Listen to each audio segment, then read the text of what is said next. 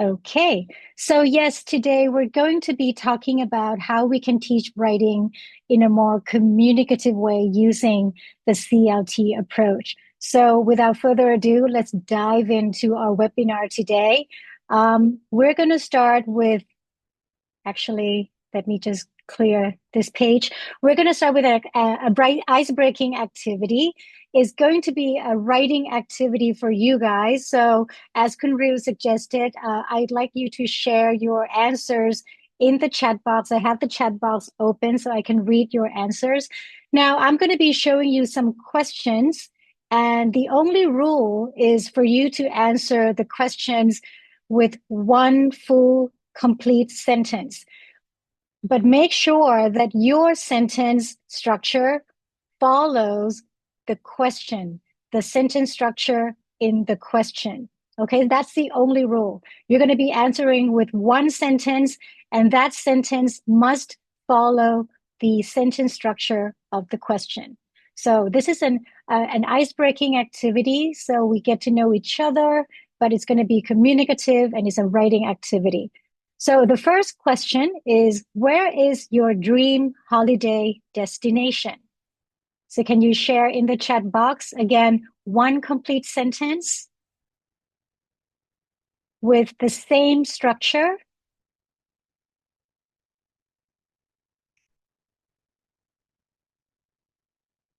So where is your dream holiday destination? My dream destination is on the beach with lots of food. Sounds nice. Japan is my dream holiday destination. My dream holiday destination is Japan. Oh, we have twins. You guys can have the same trip together. My dream destination is the Netherlands.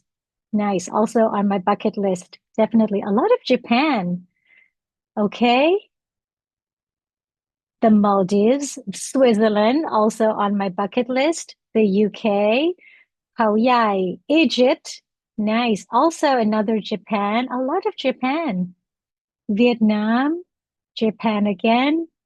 Okay. So when I ask this question, because the rule is for you to answer with one full, complete sentence, and the sentence has to follow the structure of the question, I can expect the answers to be either X is my dream holiday destination, or my dream holiday destination is X. Yeah, a lot of Japan and Switzerland twice already. Okay, thank you so much. What about this next question? What about this next question? Who is someone you are thankful for? Who is someone you are thankful for? Who is someone you are thankful for? Again, the only rule, answer with one complete sentence following the structure of the question. I am thankful for my parents. Okay, parents. Beloved parents. Okay. My mom is the one I am thankful for. Okay, so we see the same structure. I am thankful for my dad. Jameen is someone I am thankful for. I am thankful for my whole family. Myself, that's good. That's a good vibe. My parents, my family, my sister.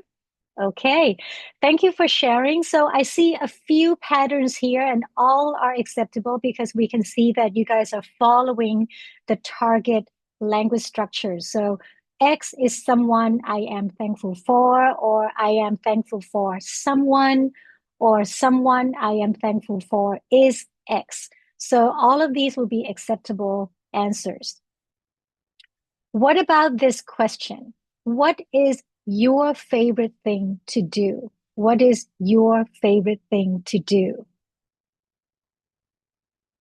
What is your favorite thing to do? Ooh, we have India for a dream holiday destination. Ratchaburi, okay. Reading books, reading. We have a lot of reading already. Doing nothing. I hear you. Yes, that would be wonderful, isn't it? Watching movies, playing games.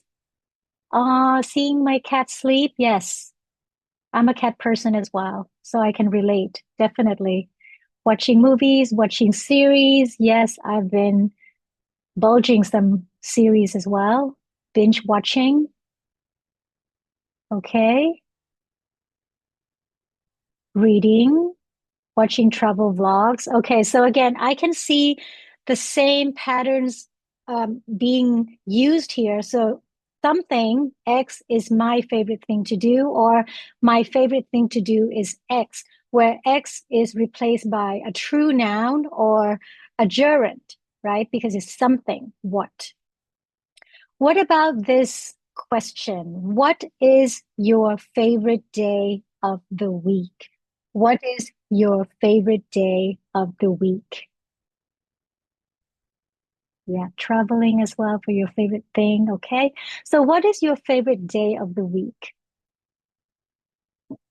Friday. Yes, we're looking forward to Friday. Saturday. Well, I hope it's a fruitful Saturday for you. Thank you for spending your favorite day with me. Sunday. I love Sundays as well. No Monday. No Monday. Saturday. Saturday. Thank you for spending your favorite day with me. I hope I don't make you feel disappointed. Okay, Monday. Wow, we do have one Monday. Okay, that's surprising. You must be a star employee if you love Monday. Okay, thank you so much. So once again, we can expect the target language structure, right? Because the rule is you have to follow the sentence structure in the question. So X is my favorite day of the week, or my favorite day of the week is X. Now, the last question is the one I am looking forward to because I want to find out about you guys. What are three adjectives that describe you? This one is interesting. What are three adjectives that describe you? Again, in full sentence, complete sentence, following the structure of the question, what would be your answer? What are three adjectives that describe you? This one, I'm eager to learn about you guys.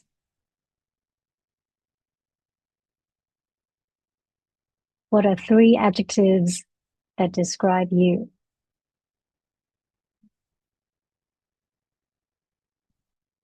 It will take a while because you have to think of three things, three adjectives,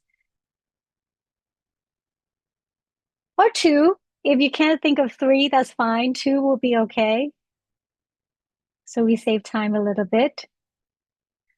Flexible, optimistic, and punctual sounds very good. Three adjectives describing me are energetic, helpful, and generous. Nice. Introvert, me too. Peaceful, dedicated. Okay.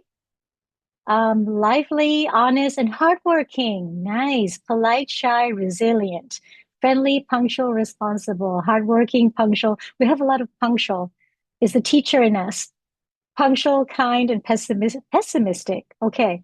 Optimistic, reliable, and outgoing. Adventurous, reserved, and flexible. Okay. All right.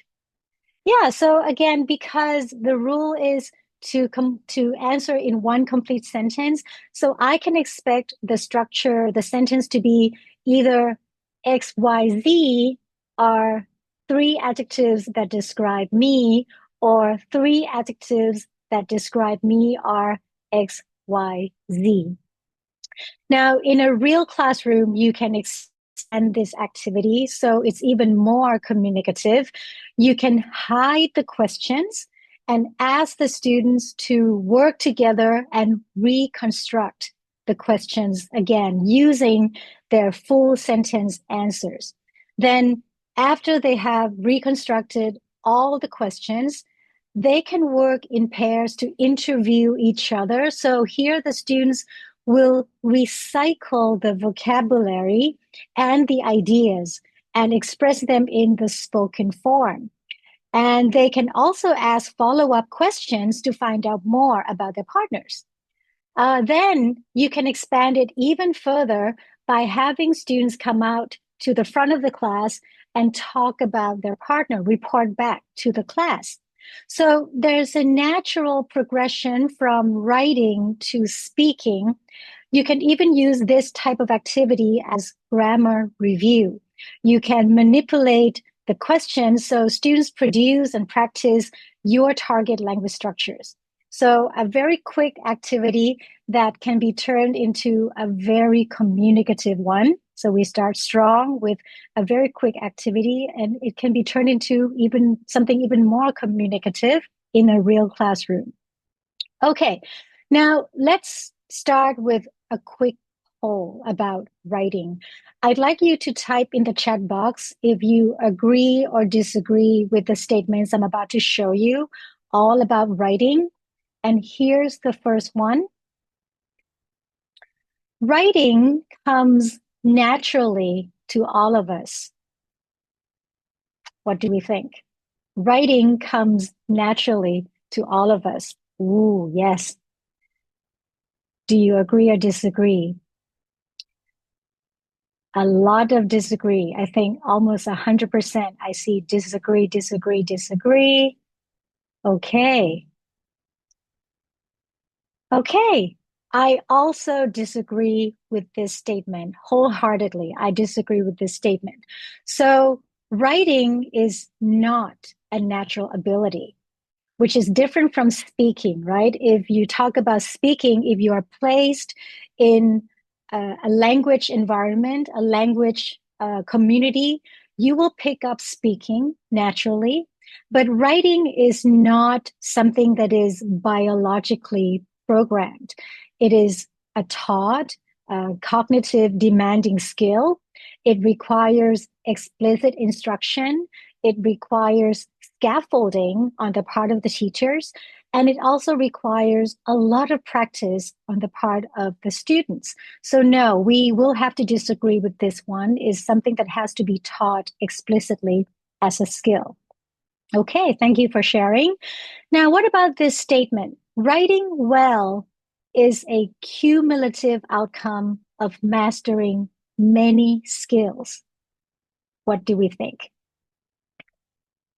Okay, a lot of agrees. Yeah, okay. So I think most disagree. Okay, yeah, maybe disagree for this one or previous one. I'm not sure. Partly agree. Okay, so we have agree or partly agree. Okay. Well, in my opinion, for this one, I do agree with the statement. Because effective writing requires multiple sub skills. Among them, you can talk about vocabulary skills, you can talk about the knowledge of grammar, you can talk about coherence, which basically means the logical flow of ideas in the text. You can talk about cohesion, which is knowing how to connect the ideas together at the surface level of the text. You also need to know a bit about genre awareness. You also need to have skills in terms of planning, drafting, and revising. You also need to have the understanding of audience awareness. So when you look at it this way, writing is multi-component and is developmental. You start to see what kind of skills we need to focus on in our classes. It's not just about writing. It has a lot of different elements.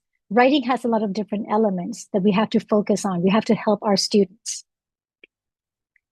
Okay, what about the next statement? Reading and writing are interrelated. What do we think? Agree with capital letters? Okay, we have a lot of agrees. Mm-hmm. Yes.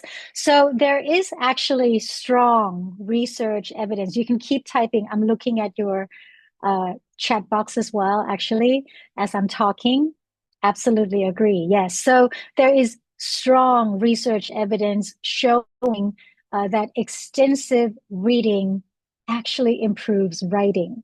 And this is because students, when they do reading and writing together, they actually develop vocabulary, they develop grammar intuition, they also have better understanding of genres, They also have better understanding of text structures. So we can say for certain that reading and writing reinforce one another. So what does this tell us about teaching writing? If reading helps improve writing, then writing should not take place alone, right? If the task is for students to write about global warming, for example, then they should be given a reading text or maybe two reading texts about the topic first. Then the reading text become crucial input for their writing, both for the content and also for language development. But we have to remember that the texts are not there for the students to copy. They're there for the students to analyze. So how do we ensure that they're not just going to copy the text? Well, one way to do it is when you go through the text with the students, you need to ask some prompting questions that help direct the students' attention to the writing of the text, to the construction of the text, and not just to the text alone. So you need to ask questions like, how is the paragraph structures? How does the writer introduce the topic, for example? Or what linking words are used? So you talk about cohesion. How does the writer conclude the whole story, the whole text? You can also expand on vocabulary in the text. So you can look for terminology specific to the topic. You can look at specific collocations. They can then recycle later in their writing. You can look for word families that they should learn about. Now, for the writing task, after the reading task, you can get them to write based on what they have read. It could be a summary of two texts about the same topic. And for higher levels, it could be an opinion essay based on the text. So, with this point in mind, we can include reading in our writing classes. Students can do some reading and some discussion. Again, if we use English, that would be the goal. They can do discussion in English on the reading before they start drafting their writing. And all of this points to the idea of making reading part of your writing classes, making reading part of the writing process. Okay, next statement. Writing is rewriting. What do we think? Do you agree or disagree? Writing is rewriting. How do we feel about this? Agree, agree, agree. Sometimes. Agree, okay. Disagree, agree. I think most people agree, okay. All right. In my opinion, I agree with this statement. And I think this statement helps us see writing as a process because we normally find that the quality of writing tend to emerge during revision and not the first few drafts, right? It also emphasizes what we call iterative improvement or improvement by repetition. So we believe that improvement comes from drafting and getting feedback on the draft and revising and refining the draft based on the feedback you get. So each revision gets better in terms of vocabulary, in terms of grammar, or even audience awareness, or even the flow of the whole text. Now, this has implication on how we assess our students' writing as well, right? If we believe that writing is rewriting and we believe in iterative improvement, that means we shouldn't only evaluate first drafts. We should be evaluating the development. It also says something about how we give feedback, assuming we give feedback in English. If we see writing as rewriting, we don't just see revision as error correction anymore. We see revision as a chance for more language production and a chance for negotiation of meaning. For revision, we don't just focus on grammar anymore. We should also focus on questions like how can we make the writing, improve the writing in terms of making sense of the writing? How can we make idea clearer?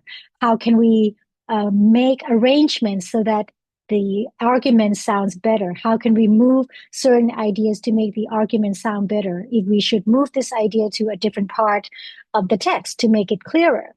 So this actually promotes even more communication in English if you use English in the revision process during feedback and revision. Okay, and this is the last statement for this section. Do you agree or disagree? Writing is the correct arrangement of words according to a set of rules. So read carefully. What does it mean by the correct arrangement of words according to a set of rules? Somebody says, interesting. Well, this is a tricky one. What do we think? Writing is the correct arrangement of words according to a set of rules. So basically, the sentence is saying writing is syntax, right? Because the correct arrangement of words according to a set of rules, that's grammar, that's syntax, word order. So is that the case? Writing is just grammar? What do we think? Okay, not entirely agree, but not disagree either. Okay, partly. Okay. So we start to see the division of opinions now. Right. Agree, partly agree, disagree, not entirely agree. Yeah. Okay, so I'm going to address this statement with another sentence. Some of you may have heard this sentence before if you're from linguistics, if you have background in linguistics. Colorless green ideas sleep furiously. Now, this sentence was made famous by one and only Noam Chomsky, the father of linguistics. He was making an important point about his theory regarding the universal grammar. And it talks about how we can create a correct sentence that we have never heard before because we are operating on what we call the universal grammar.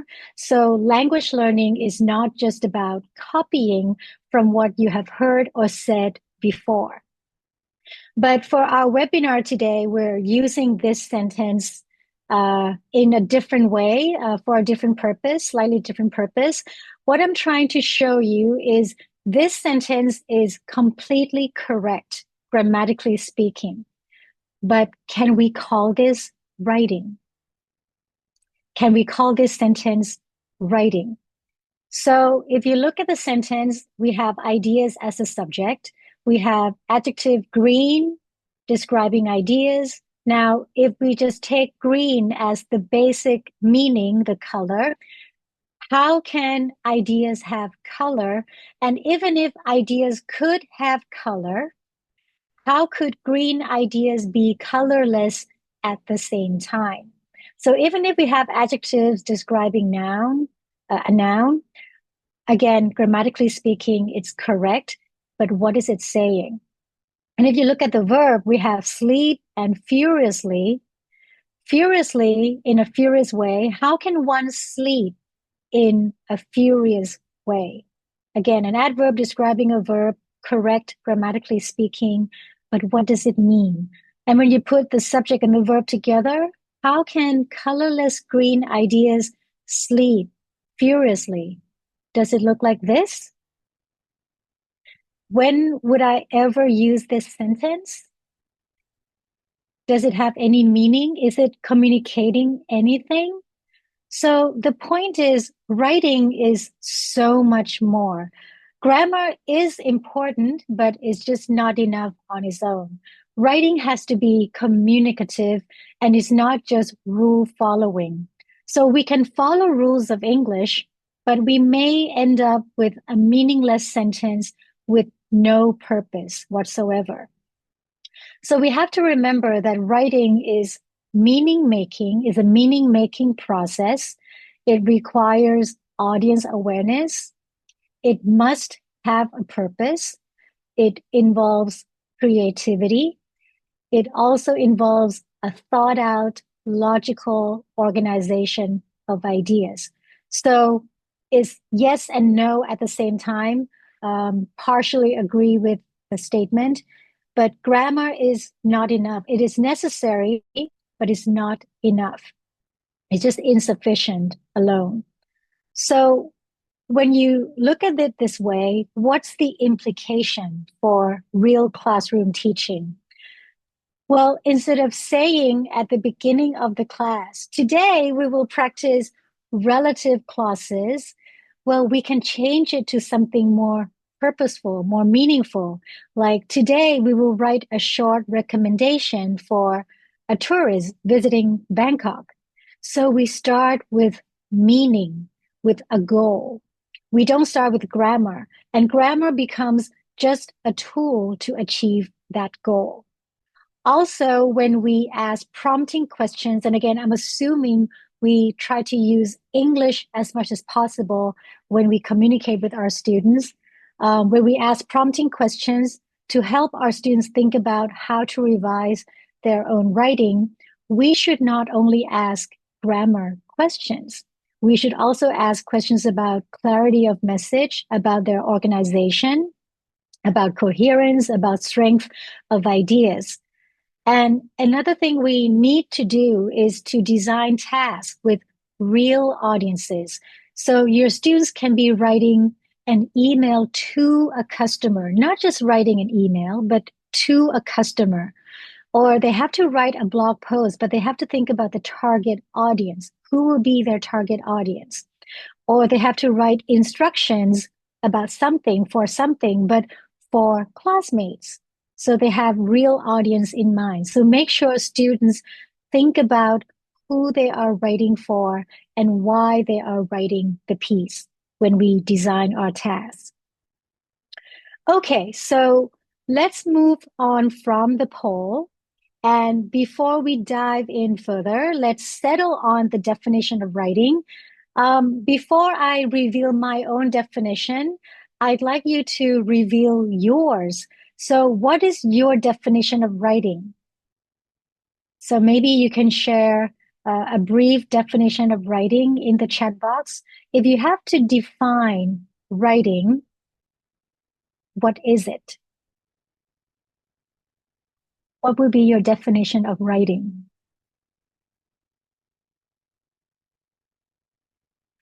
How would you define writing?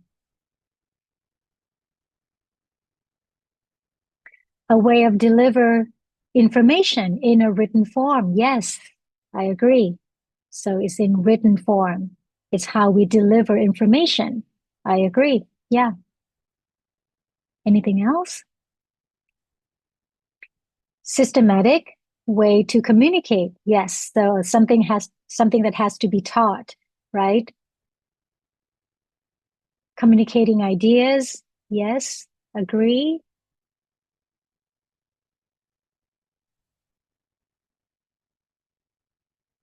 Anything else? How would you define writing? It's a skill, right? It's a skill, definitely something that has to be taught explicitly. We just saw that in our statements earlier. A way to deliver a written message, okay? To express, create your thought in a systematic way. Yeah, I love that we have systematic thinking going on. That's a good start. Arrangement of words for both formal, informal communication. Yes.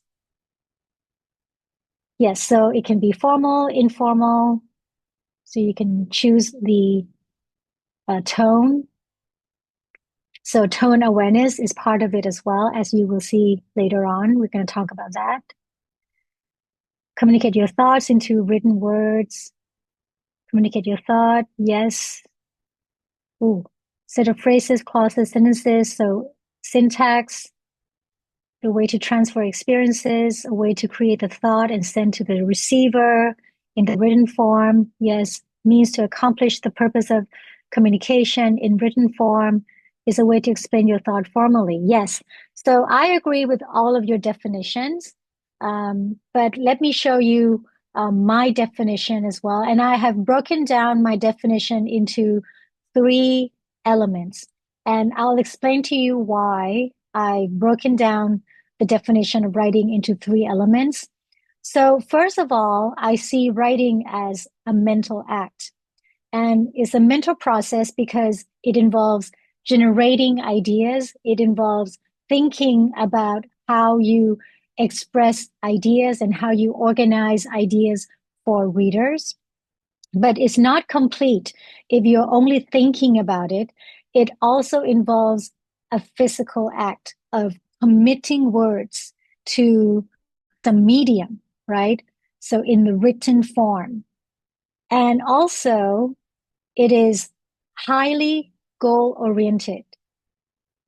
So when you break down the concept of writing in this way, it can help guide how you conduct your classes and how you create your class activities. So now you can see that your writing lessons should include activities that involve mental processes, which can be idea generation, for example, idea organization.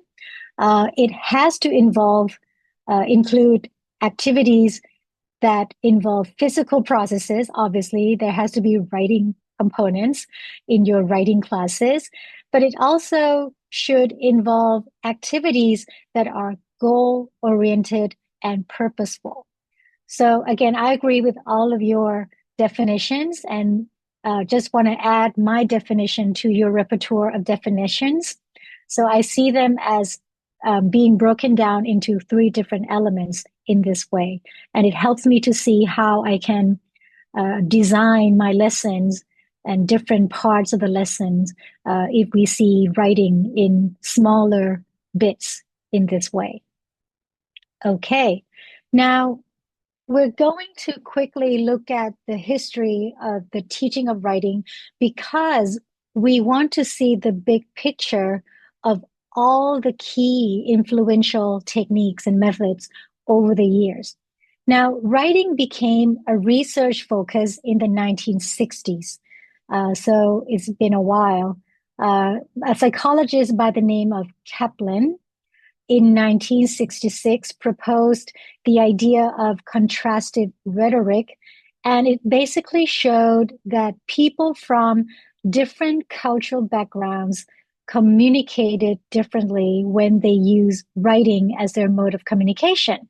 So as you can see here, English was described as linear, while other language backgrounds were described as circular. So for the majority of us here, Orientals, we were described as circular, our way of communication, and it could be more indirect compared to English. Now, this still influences how we teach writing even until today. So students' cultural narrative style is something to be corrected, right? To follow the English norms. But back then, it was the start of the free writing method being used as a common method in ESL, EFL classes. So that means the use of journal writing or quick writing in writing classes. And within this school of thought, writing is viewed as an individual process, a solitary activity, and can be improved by conforming to the writing norms, which is English, and being more direct. And then a decade later, we had cognitivism. And this was when researchers started to ask what actually happens in the writer's mind. So here, writing was no longer seen as just a final text, a final product. It was seen as a mental process. So the process includes stages that you and I are now familiar with, such as brainstorming, drafting, planning, editing, revising. And these stages interact with one another. They are not linear. So writers do move back and forth between these stages. So the final product is the result of multiple cycles of these stages. And within this school of thought, writing is seen as a social process and co-constructed. And this has affected how we view writing assessment, right? So we don't focus on one draft anymore. Teachers focus on multiple drafts, and we focus on the improved development over time because we believe that it's a process. There's a process and it's a cycle of multiple cycles of these stages at work.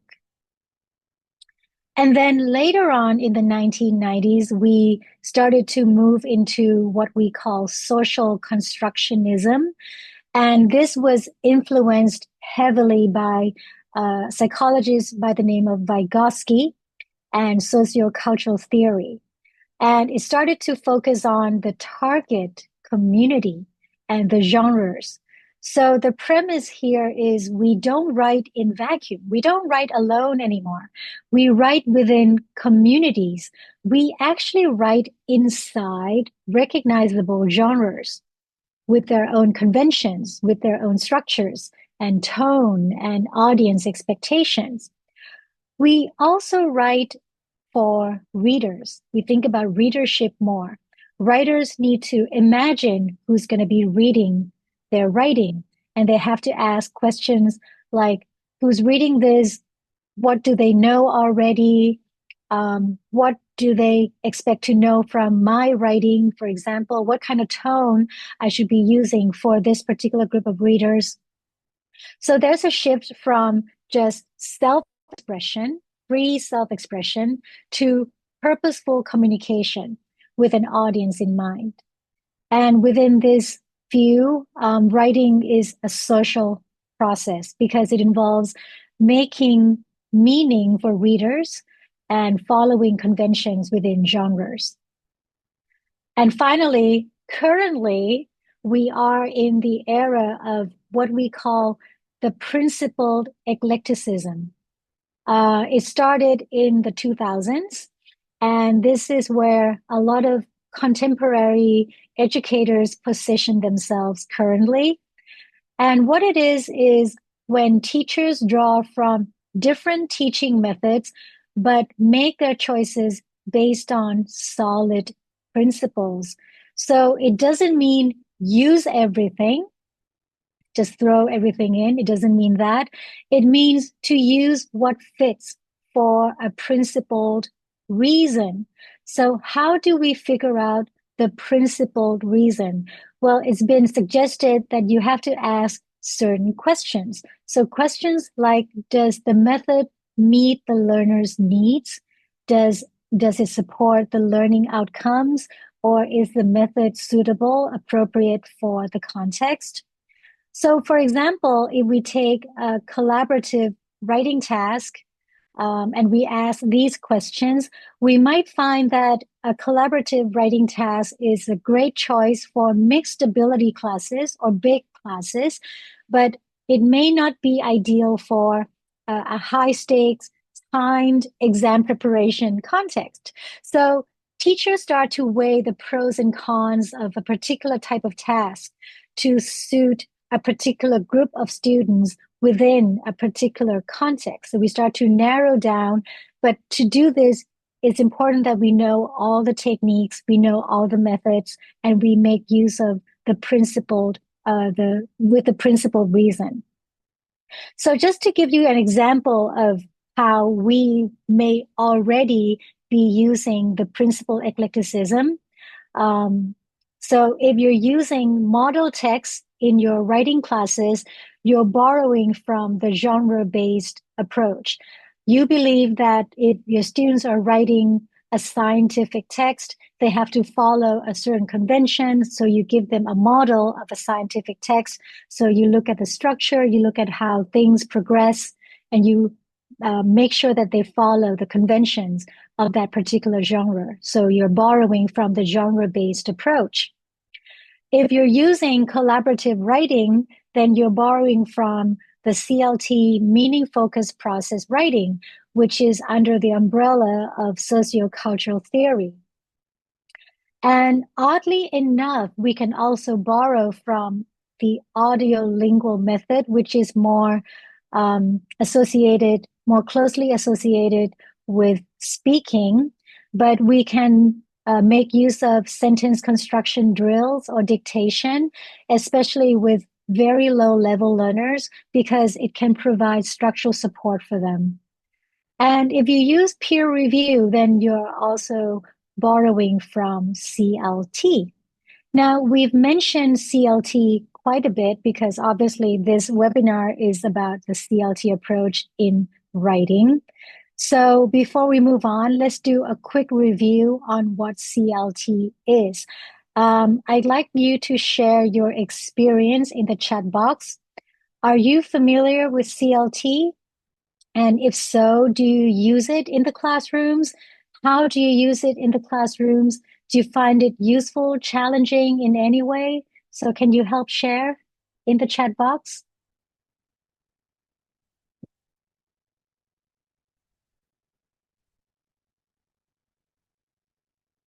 Are we familiar with CLT? How do you use it? I never heard the word CLT before. That's fine. We're going to talk about that. Is the communicative language teaching. It's shortened for communicative language teaching. Okay.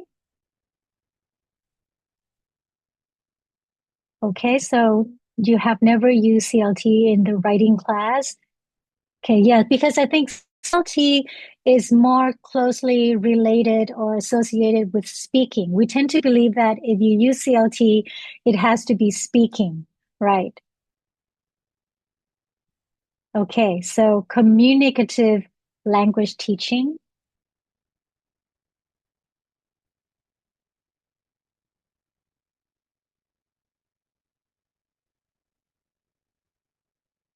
Teaching grammar inductively, starting by showing examples, which helps students.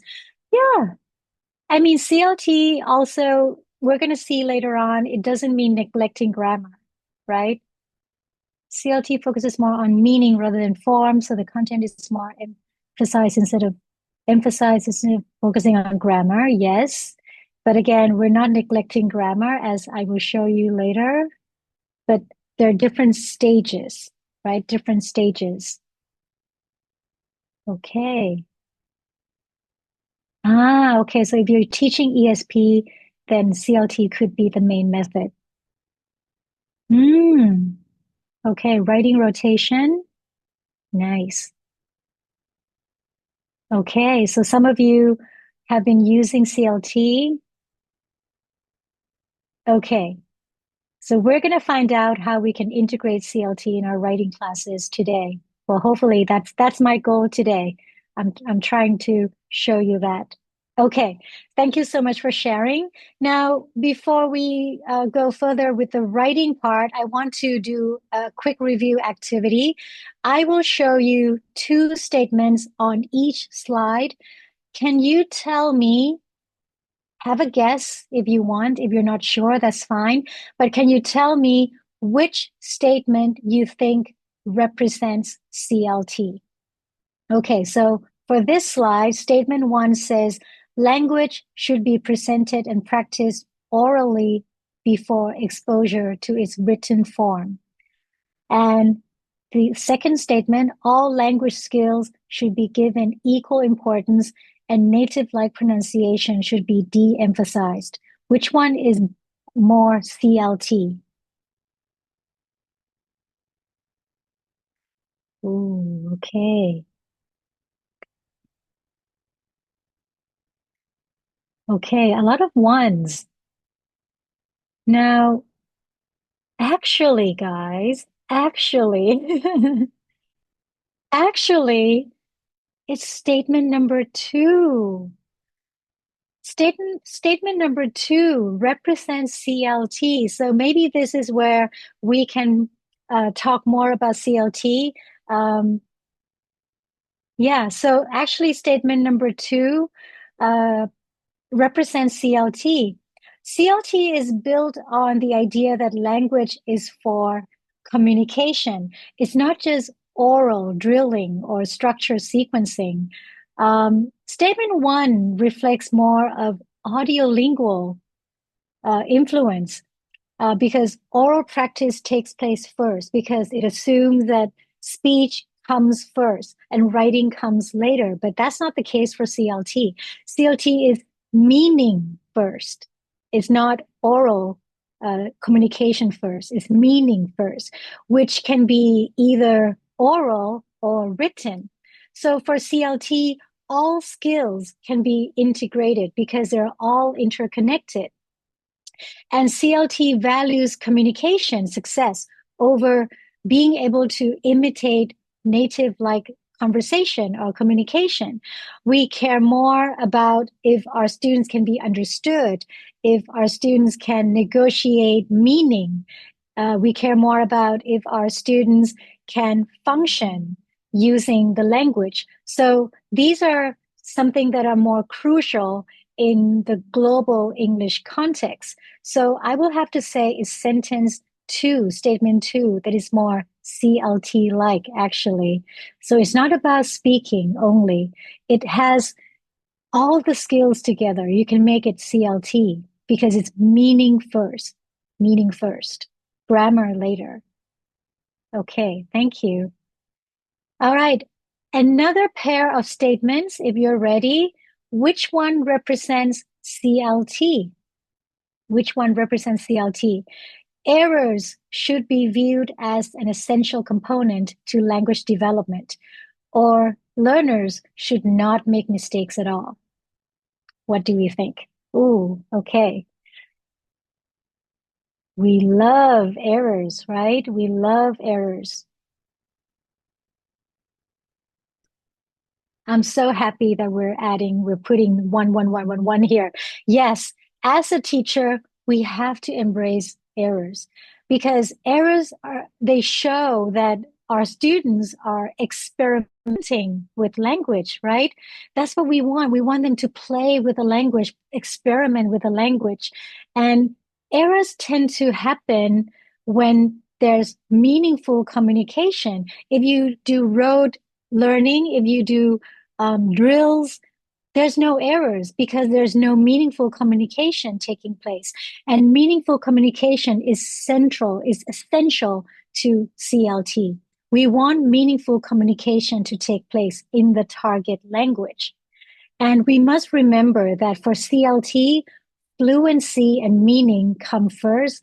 And we understand that accuracy can develop over time. So we embrace errors because it shows that the interlanguage system, the interlanguage mechanism inside the students is at work.